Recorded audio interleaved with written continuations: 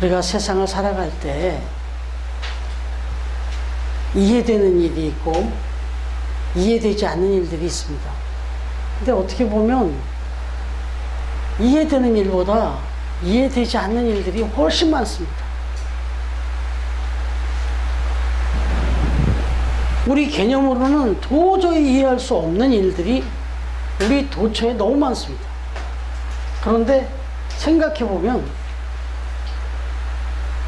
가장 이해가 안 될 수 있는 일이 있어요. 도저히 이해할 수 없는 일. 지금도 세상에 많은 사람들이 이해하지 못하는 일이 하나 있습니다. 받아들일 수 없는 일이 있습니다. 그게 뭐냐면 죽은 자가 살아나는 겁니다. 어떻게 죽은 사람이 다시 살아나냐고요.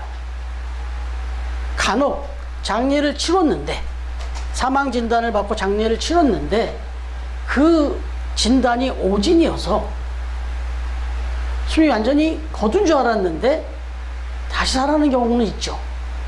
그건 그게 오진입니다.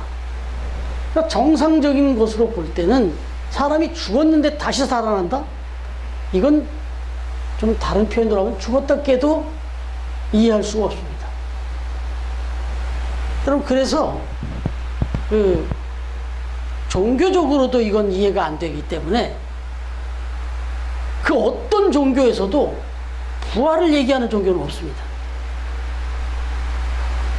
어느 종교를 한번, 세상에 어떤 종교를 얘기해 보세요. 부활을 얘기하는 종교가 있나? 없습니다.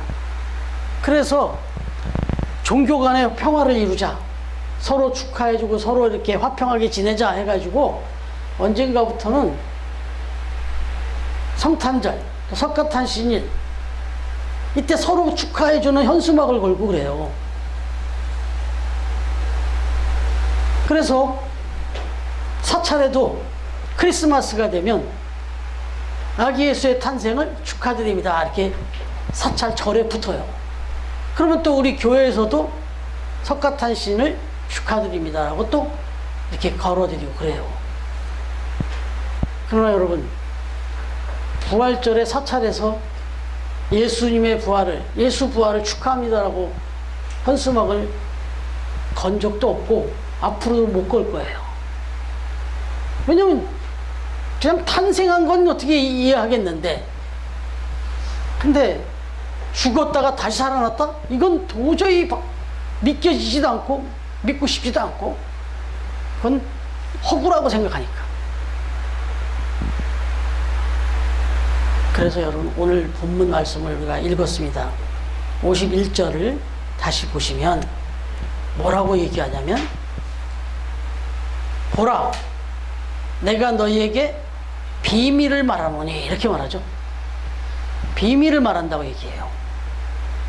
여러분, 비밀이라는 것은 우리가 잘 아는 그냥 일반적인 저와 여러분 사이의 비밀, 또 누구와 누구와 간의 비밀, 뭐 이렇게 시크릿으로 설명되는 비밀이 있어요. 그러나 오늘 여기서 얘기하는 이 비밀은, 보라, 내가 너희에게 비밀을 말한다 할 때 이 비밀은 영어 단어로 찾아보면 시크릿 말고 또 하나가 나와요. 그게 뭐냐면 미스테리예요. 미스테리. 적어도 오늘 여기서 지금 고린도전서에서 밝혀주고 있는 지금 사도 바울이, 보라, 내가 너희에게 비밀을 말한다 할 때 이 비밀은 아무에게도 안 가르쳐준, 너만 나만 아는 그런 비밀을 가르쳐 주겠다, 이런 시크릿의 의미가 아니라 미스테리를 가르쳐 주겠다는 거예요. 신비예요, 신비. 미스테리는 신비라고 하죠, 신비. 여러분, 이 신비라고 하는 미스테리가 어디서 왔냐면, 어원이 헬라어의 무스테리온이라는 단어에서 온 거예요. 이 신약 성경에 이 쓰여진 이 비밀이란 말이 무스테리온이에요, 무스테리온. 근데 무스테리온이라는 말을 이제 어원이 무스테리온에서 거기서 미스테리가 나온 거예요, 영어 단어가. 네, 그래서 미스테리라고 하는 것은 비밀, 신비다, 이런 얘기입니다. 그런데 여러분, 신비라고 하는 말, 신비하다, 야, 참 신비하다, 이렇게 얘기할 때 이 신비라는 말에 대해서는 반응이 두 가지로 나와요. 신비한 상황이 벌어지거나 신비한 얘기를 하면 반응이 두 가지로 나와요. 부정적인 견해, 긍정적인 견해. 부정적인 견해는 그거예요. 여러분 들어보셨겠죠? 불가지론이라고 하죠. 불가지론. 이 불가지론이라는 건 뭐냐면 아무리 생각해도 말이 안 된다. 있을 수 없다. 알 수가 없다. 이게 불가지론이에요. 그런데 여기서 한 걸음 더 나가죠. 아무리 생각해도 알 수가 없고 있을 수 없고 이렇게 돼서 결국 불가지론으로 더 극점으로 가면 다 부인합니다. 그건. 왜냐하면 내 머리로 이해가 안 되는 거예요. 내가 경험해보지 못한 거예요. 이러면은 그거는 말이 안 된다. 그러니까 그런 건 있을 수가 없다. 그건 허구다 하고 신비의 상황을 딱 접했을 때 말이 안 된다 하고 부정적으로 딱 쳐버리는 경우가 있어요. 그래서 세상에 많은 사람들이 이 부활의 신비를 불가지론으로 보는 거예요. 그래서 믿을 수가 없는 거예요. 받아들이지 않고 말도 안 된다는 거예요. 우리가 이제 이렇게 부활절 계란을 가지고 돌리지만 받으면서도 이 사람들이 그냥 그렇게 믿나 보지. 그러나 오늘 말씀을 다 듣고 나면 이미 우리가 마음속에 갖고 있는 그 소망이지만 다시 한번 확실하게 그 부활의 신비를 여러분들의 마음속에 확실히 가지시고 적어도 저 세상 사람들에게 이 신비를 알려줘야 돼요. 여러분 부정적인 신비에 대한 부정적인 견해를 말씀했는데 긍정적인 견해가 있어요. 부정적인 이 불가지론에 대해서 긍정적으로 신비에 대해서 긍정적으로 받아들이는 경우가 있습니다. 뭐냐면 내가 지금 경험해보지 못했지만 이야 정말 저런 게 있을 수가 있겠구나. 저럴 수도 있겠구나. 그럴 수도 있겠네. 아니 정말 그런 일이 있었다는 거야? 하고 관심을 갖고 오픈하는 거예요. 마음을. 그리고 오히려 내가 그걸 이해 못하고 내가 그걸 경험해보지 못했을 때 오히려 내가 부족해서 그렇지 야 정말 저런 세계가 있을 수 있구나 하고 마음을 확 여는 게 긍정이에요. 근데 이 긍정의 마인드를 가질 수 있는 방법은 믿음이에요. 믿음.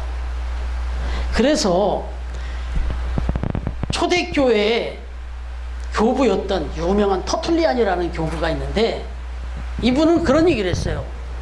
나는 믿음이 그리고 나는 이 부활이 너무 말이 안 되기 때문에 나는 믿는다.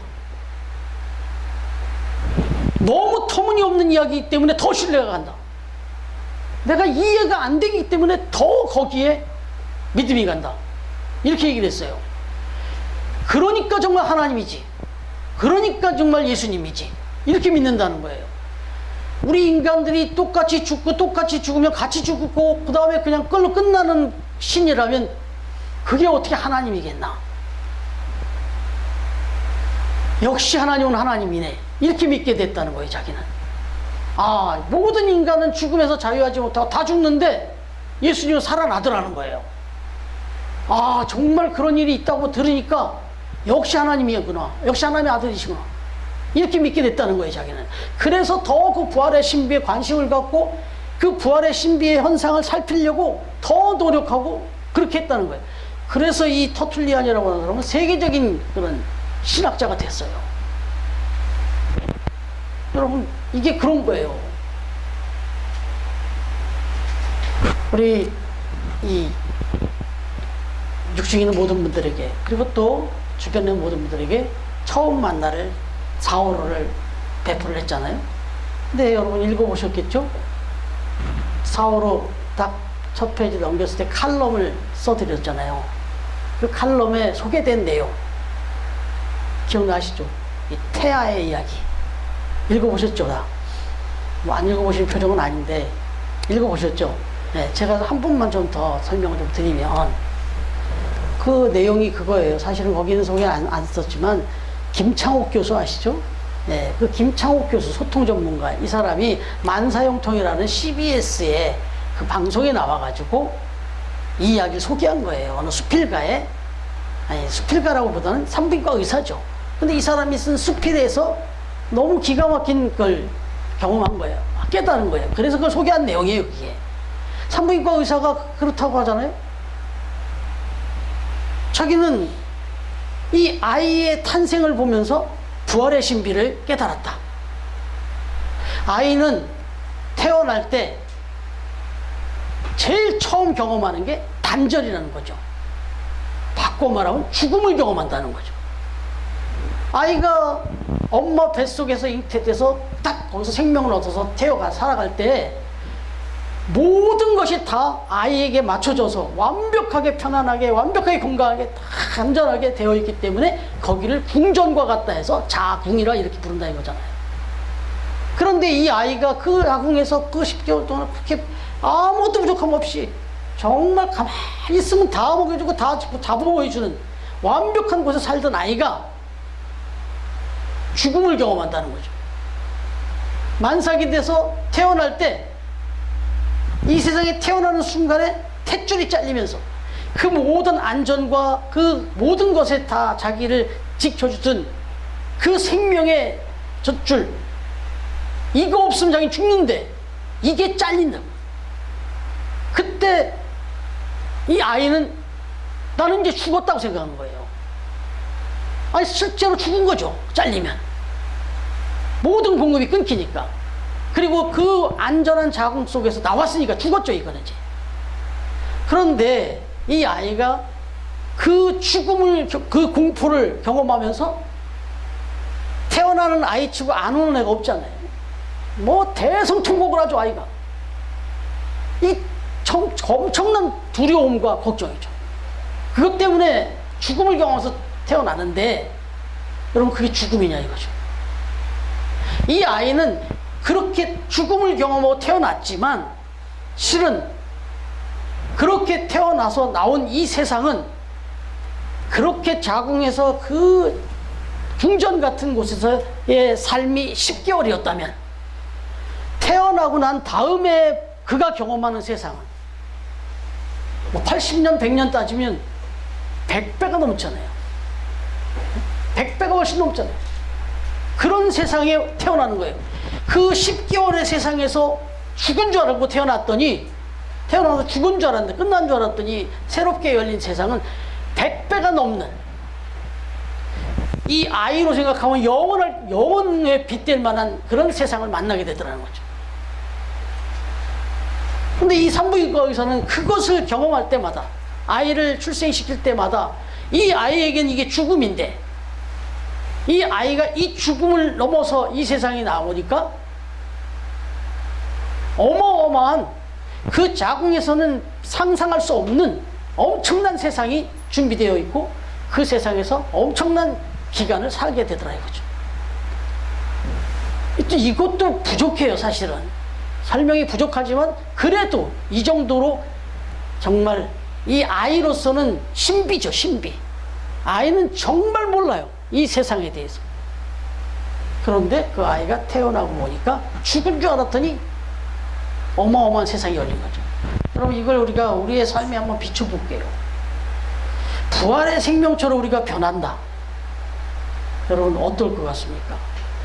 이것도 경험하지 못했기 때문에 얼마나 좋을지, 얼마나 어마어마할지 지금 잘 몰라요 우리가. 그러나 저 자궁 속의 아이의 정도가 우리라면, 우리가 이제 죽어서 다시 부활의 생명체로 태어났을 때 세상이 적어도 지금 우리가 이 경험하는 거는 정말 비교가 안 되는 세상이 펼쳐질 거라는 거는 분명해요. 여러분 이 작은 지구촌, 뭐 제가 감히 이걸 작다고 얘기하기가 좀 그렇더라고요. 뭐 거제도 어머니 집 한번 갔다 오는데도 우리나라가 얼마나 큰지 그런 생각이 드는데, 하물며 아무튼 이 어마어마하게 크다고 생각하는 거지만 그래도 이 작은 지구촌, 이 지구촌 안에서 뭐 여행을 다니고 일주를 하잖아요. 그러면 우리가 가보지 않은 세상, 가보지 않은 나라, 가보지 않은 문화를 접할 때마다 얼마나 또 신비하고 얼마나 즐겁습니까? 그런데 하물며 이 지구촌, 이 지구 땅 덩어리 하나, 이거 하나 안에서도 아직 가보지 못한 데가 너무 많고, 이곳에 어디 가서 경험을 해도 이렇게 즐겁고 뭐 어마어마한 돈을 들이면서 막 여행을 다니잖아요.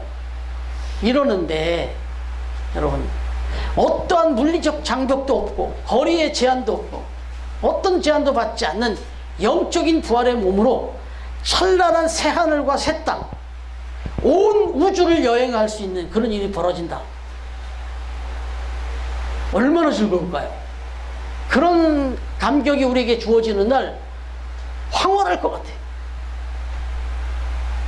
이 고구마 모양의 우주, 뭐 이 손으로 이렇게 그릴 우주가 아닌데 어마어마하다는 이 우주 안에는 10억 개가 넘는 별이 있다고 그러네요.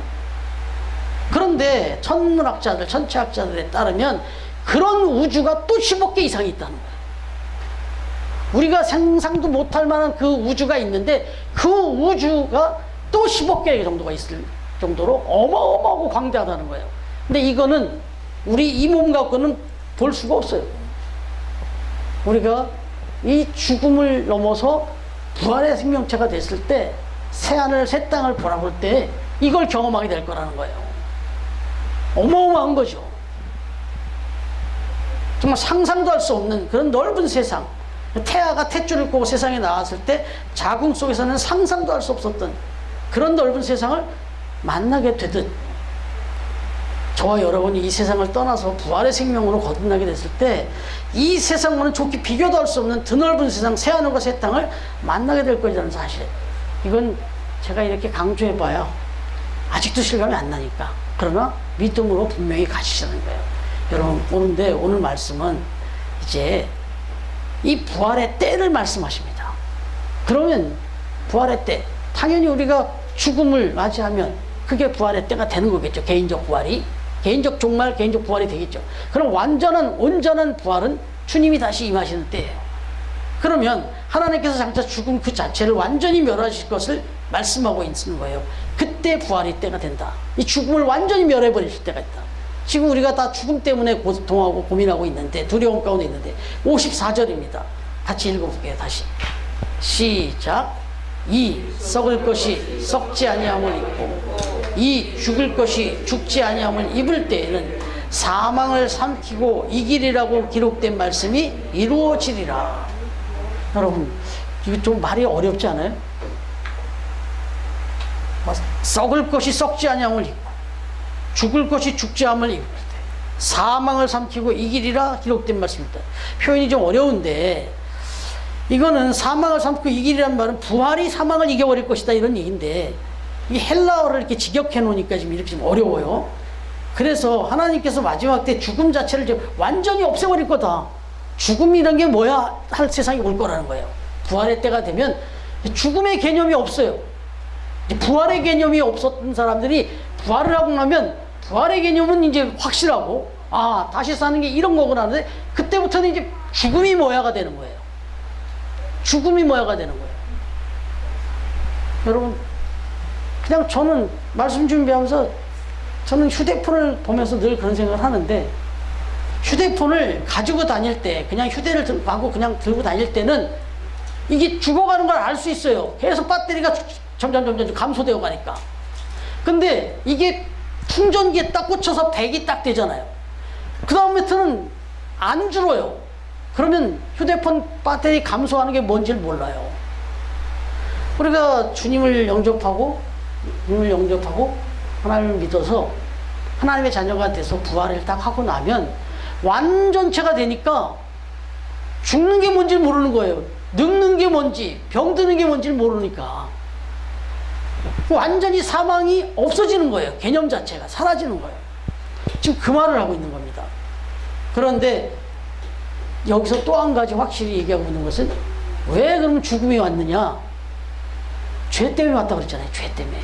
죄를 져서, 하나님 앞에서 죄를 져서 하나님과 단절되는 바람에 인간에게 죄가 왔고, 그래서 죽음이 왔는데, 여기 보니까 그 죄와 그러니까 율법의 권능이 사라진다 이렇게 말하잖아요.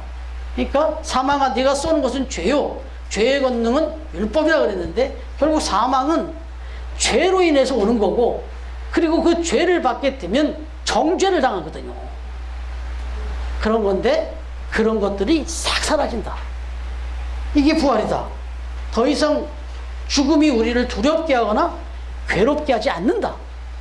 그래서 이제 우리에게 또 말씀하시는 게 뭐냐면 바로 이 죄로 인한 죽음, 그리고 이 죽음에 대한 문제가 부활 소망 가운데 다 사라지고 나면 두려움과 또 이 괴로움이 없어진다는 거잖아요. 그러다 보면 죽음에 대한 두려움이, 괴로움이 없어지니까 인식이 바뀌어져요. 어떻게 인식이 바뀌냐면 저 유럽이라든지 또 미국 같은데 일찍이 기독교가 들어가서 완전히 문화적으로 자리한, 그래서 적어도 부활에 대한 이 이해가 우리보다 훨씬 아주 강한 그런 나라들을 보시면 무덤이 교회 옆에 있어요. 교회를 들어갈 때 교회 양옆에 무덤이 있고, 교회 뒷뜰이 무덤이고 추모관이고, 유럽에는 성당들이 그렇게 많잖아요. 성당에 1층 들어가면 무덤이 있어요. 돌무덤. 그것도 아주 단단한 돌무덤이 아주 제일 좋은 자리에 있습니다. 1층에. 저도 그 러시아의 페테르부르크 모스크바에서 가서 이제 가보니까, 모스크바에도 뭐 성당이 많이 있었지만 그 페테르부르크에 이삭 성당이라고 1,000몇백 평이 되는 엄청나게 큰 성당이 있는데, 뭐 한 번에 뭐 14,000명가까지 들어갈 수 있는 큰 어마어마한 성당을 전놨다. 그런데 문제는 들어가면 1층에 제일 좋은 자리에 무덤이 있어요. 돌관이 쫙 있습니다. 여기 누구 뭐 유명한 뭐 좀 성인이라 부르는 사람들이 거기 딱 돌무덤에 딱 있습니다. 그럼 우리 같으면 교회 안에 딱 들어갔더니 바로 무덤이에요. 우리는 그거 좀 그렇지 않아요? 저도 처음에 들어갔어요. 아니 이 멋진 어마어마한 이 기가 막힌 성당 줘놓고 왜 여기 1층에다가 무덤을 이렇게 관을 짝을 이렇게 놨나 그랬어요, 사실은. 우리 문화적으로. 그러나 금방 그거는 생각이 바뀔 수 있었어요. 이 사람들은 부활이 영광이기 때문에, 그렇기 때문에 제일 부활을 삼아오면 어디서 죽어야 돼요? 죽어서 어디 있어야 돼요? 교회에 있어야죠. 뭐 물리적인 장소가 중요한 건 아니지만 부활 소망이 있기 때문에 죽음이 두려움이 아니에요. 그러니까 죽으면 무덤을 교회 안에다가, 그리고 그 안에 묻어 있기를 원하는 거예요. 여러분, 사실 부활신앙의 관점에서 보면 교회만큼 좋은 추모관 장지는 없는 거예요, 사실은.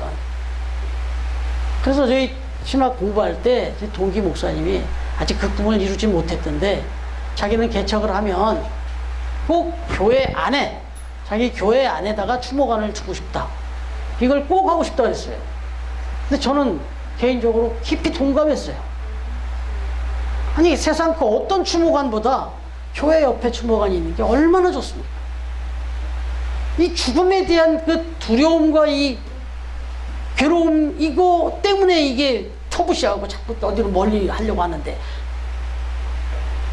이게 부활신앙을 가지면 달라지는 거예요. 죽음에 대한 생각이 달라지고, 그리고 그 부활은 정말 영광이고 소망이고 이런 거죠. 여러분, 오늘 말씀을 이해를 돕기 위해서 오늘 15장 좀 앞에 부분 20절을 한번 읽어봐 주시겠어요? 연승이 한번 쳐주세요. 고린도서 15장 20절.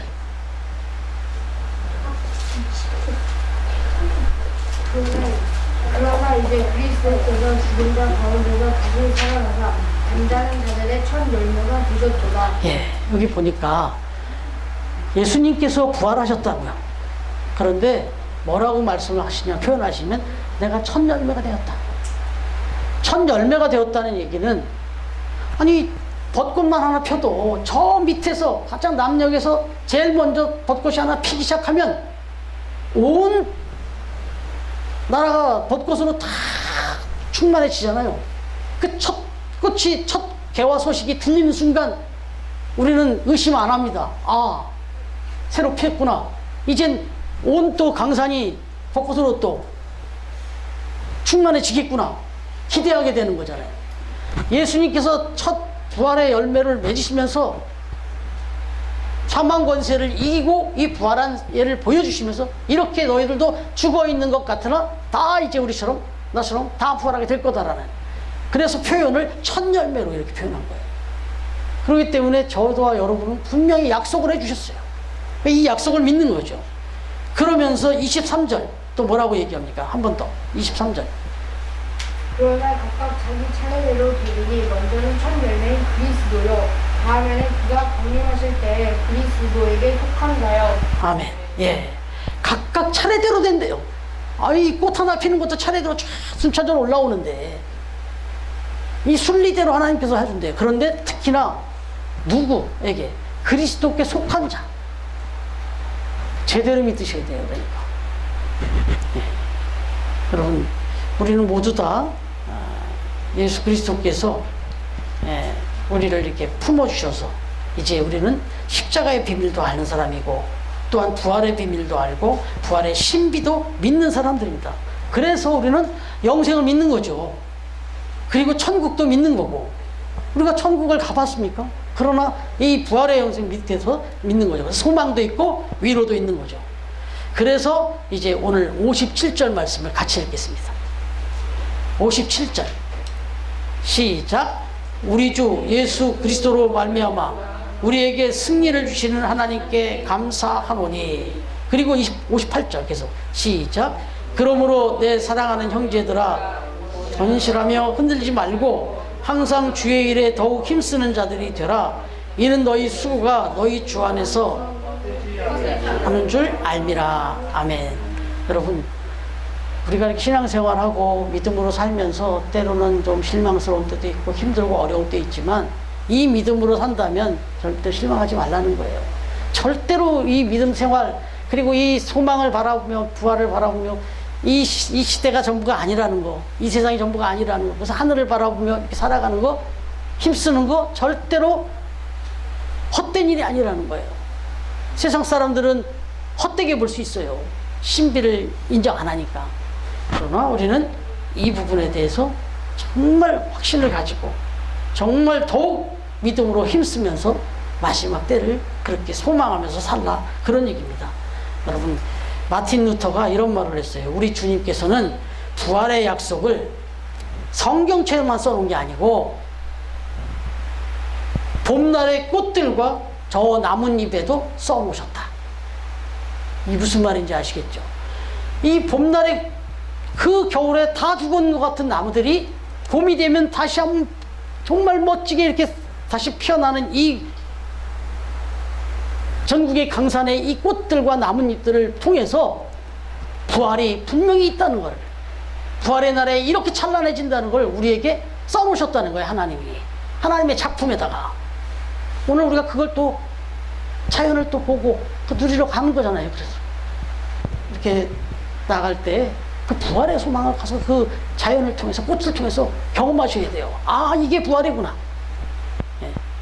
여러분, 우리의 가슴 속에 이 부활의 비밀, 소망을 품고 이 세상 살아가는 동안 조금 실망스러울 수 있고 조금 힘들고 어려울 수 있어도 흔들리지 마시고 십자가의 증인으로, 부활의 산증인으로 날마다 승리하며 살아가는, 그래서 사망 권세를 이기시고 부활하신 우리 주님의 이름으로 축원합니다. 아멘.